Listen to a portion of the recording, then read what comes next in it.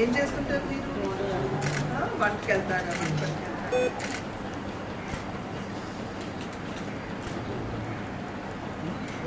మళ్ళీ తీసుకోవాలి పిల్లలు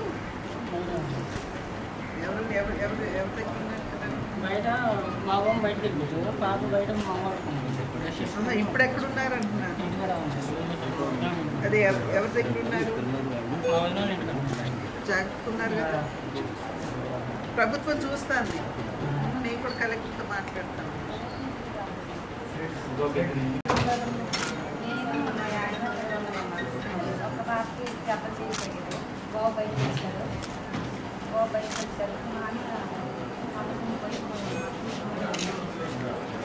పైనుండి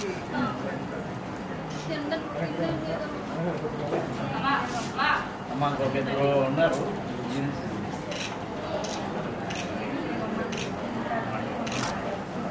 చూస్తారు. గవర్నమెంట్ చూస్తున్నాం. ఆల్రెడీ వచ్చినటువంటి వర్షం ఏదైతే ఉందో ఇది దగ్గర 30 సంవత్సరాల తర్వాత మనం ఇంతటి వర్షాన్ని ఇక్కడ చూస్తున్నాం అనేటువంటి ఒక సమాచారం మనందరికీ ఉంది. ప్రత్యేకించి బుడమేరు కనుక చూసినట్లయితే 91లో పొంగింది, మళ్ళీ ఇప్పుడు మళ్ళీ వరద బుడమేరుకు వచ్చింది అని చెప్పి అందరూ కూడా చెప్పుకుంటున్నటువంటి నేపథ్యం. ఇంతటి వర్షాన్ని చూసినటువంటి సందర్భంలో విజయవాడలో కూడా మనకి చాలా విచారకరమైనటువంటి సంఘటనలు ఏదైతే కొండ చర్యలు విరిగి పడ్డాయో, ఇళ్ల మీద పట్టడం, వారిని వాళ్ళ పరామర్శించడానికి ఇక్కడికి మేము రావడం జరిగింది. డిప్యూటీ సూపరింటెండెంట్ గారు చెప్పినటువంటి వివరాల ప్రకారం ఇక్కడికి 9 మంది హాస్పిటల్కి తీసుకురాబడ్డారు. 5 ప్రాణాలు కోల్పోయారు. 4 అంటే ఒకరికి కొంచెం వెన్నుపూస ఫ్రాక్చర్ అయినట్టుగా నిర్ధారించినప్పటికీ మిగిలిన వారికి అంత ప్రమాదకరమైనటువంటి ఇబ్బందికరమైనటువంటి దెబ్బలు తగలేదని చెప్పి వారు తెలియజేశారు. ఏదేమైనప్పటికీ ఇది చాలా బాధాకరం.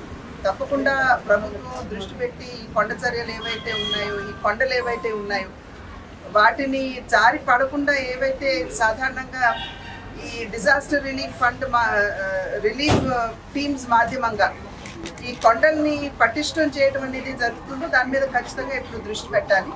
అది మాత్రమే కాకుండా కొండల మీద నివసించేటువంటి వారు కూడా ఉన్నారు. వారిని కూడా ఇప్పుడు ఈ వర్షం తగ్గేదాకా ఏదైనా కొంచెం సురక్షితమైనటువంటి ప్రాంతాలకి వారిని తరలిస్తే బాగుంటుంది. ఎందుకంటే ఎప్పుడు ఎక్కడ కొండ చర్యలు జారిపడతాయో మనకు తెలియనటువంటి నేపథ్యం. అదేవిధంగా ఇప్పుడు ప్రభుత్వం కూడా ముందుకు వచ్చి ఎవరైతే క్షతగాత్రులు ఉన్నారో, చనిపోయిన వారు కావచ్చు, దెబ్బలు తిన్న వారు కావచ్చు, వారిని ఆదుకోవడానికి ముందుకు రావడం జరిగింది.